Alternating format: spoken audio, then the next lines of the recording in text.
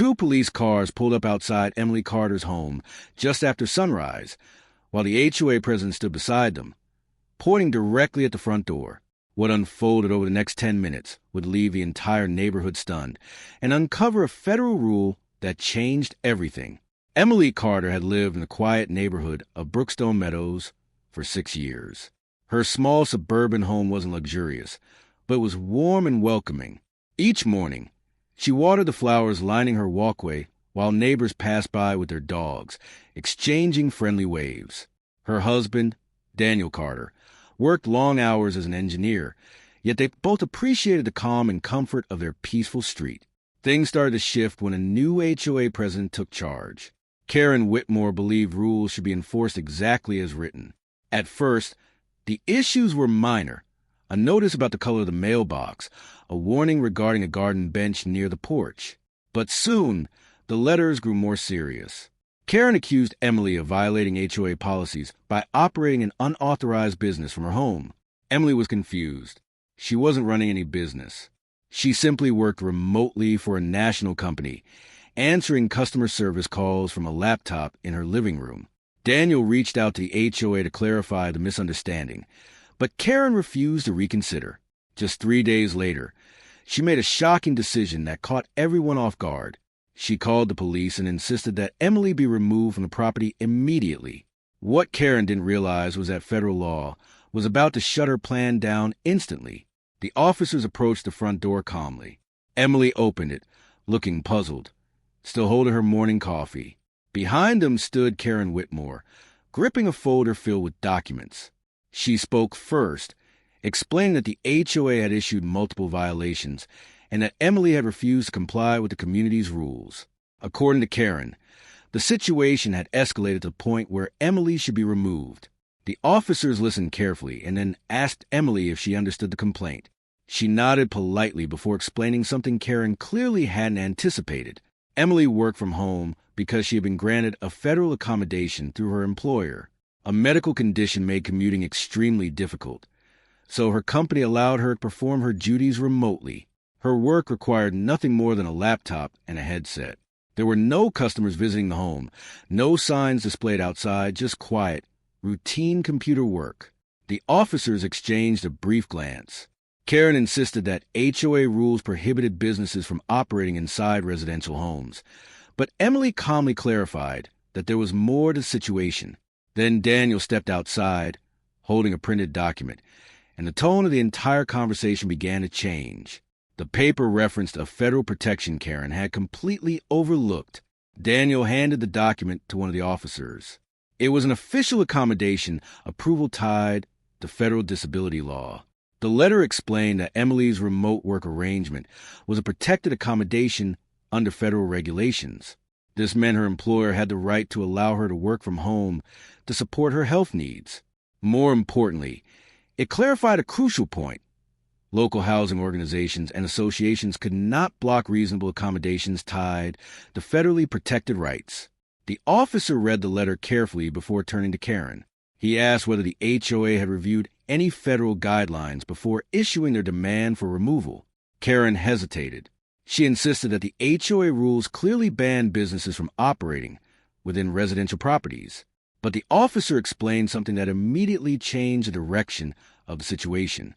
HOA rules could not override federal protections. By now, the street had grown quiet as neighbors slowly gathered outside to watch. Karen's confident stance began to fade. What she had believed to be a straightforward enforcement of rules was quickly turning into a serious legal mistake. And the next exchange would make that even clearer. The second officer stepped forward and spoke calmly, explaining that Emily was not violating any laws by working remotely. Many people across the country work from home, especially when medical accommodations were involved. The real issue was whether the activity caused disruption in the neighborhood. In Emily's case, there were no customers visiting, no extra vehicles, no business signage, only a laptop and phone calls. The officer turned back to Karen and explained that attempting to remove someone from their home without proper legal authority could lead to serious consequences for the HOA. Karen's expression shifted from confident to uneasy. She opened her folder and flipped through the papers, but none of them addressed federal accommodation protections. Daniel stood quietly beside Emily on the porch. He had expected another argument with the HOA, but he hadn't expected police officers explaining federal housing law to the HOA president. Across the street, neighbors whispered among themselves. Karen slowly realized that the situation she had tried to control was slipping away, and the next moment would determine how everything ended. Making one final attempt, Karen argued that the HOA board had voted to enforce the rule and that she was simply following community guidelines. But the officers made it clear that HOA boards must still comply with federal law. Community rules could not cancel federally protected accommodations. One officer handed the document back to Daniel and then addressed Karen directly, suggesting that the HOA review federal housing regulations before taking any further action. Otherwise, the association could face serious legal challenges. Karen's face turned pale. The neighbors watching from their lawns now understood exactly what had just happened. The HOA president had tried to force a resident out of her home, and federal law had stopped it immediately.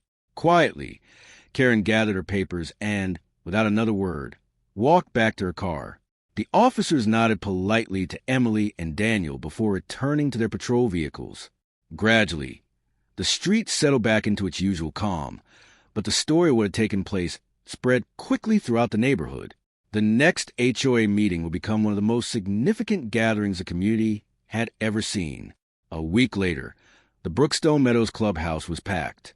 Every chair was filled as residents gathered for the monthly HOA meeting, eager to hear what the board would say about the incident. Karen Whitmore sat silently at the front table, no longer carrying the same confidence she once had. Daniel and Emily sat together near the back of the room. When the meeting began, another board member addressed the situation, explaining that the association had reviewed federal housing regulations. Following the police visit, the board acknowledged that Emily's remote work was a protected accommodation. The enforcement action had been a mistake. The room remained quiet as the statement continued, explaining that the HOA would update its policies to ensure similar situations would not happen again.